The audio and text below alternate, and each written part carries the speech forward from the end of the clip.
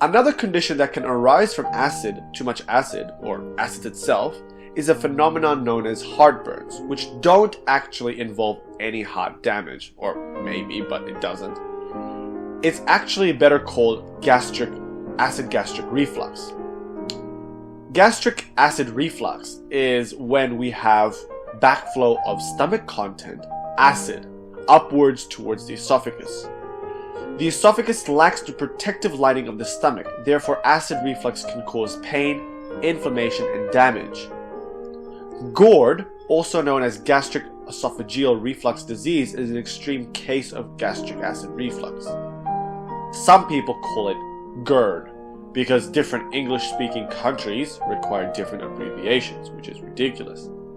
Anyways, GORD can be associated with certain food, medication, or conditions. And in gastric acid reflux, they can cause the phenomenon heartburn, and this can occur as much as 20% in the GORD cases. So gastric acid reflux up the esophagus can cause heartburn.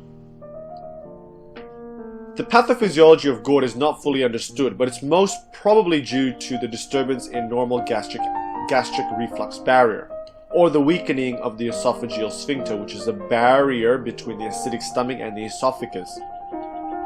Okay, so now that we know about gastric acid reflux and peptic ulcers, how would we treat it?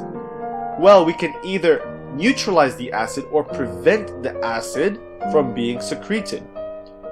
We can use antacids, such as a combination of magnesium and aluminium salts, which will neutralize the gastric acid, hydrochloric acid, and hence raise the pH. Raising the pH to about 3 will neutralize most of the acid.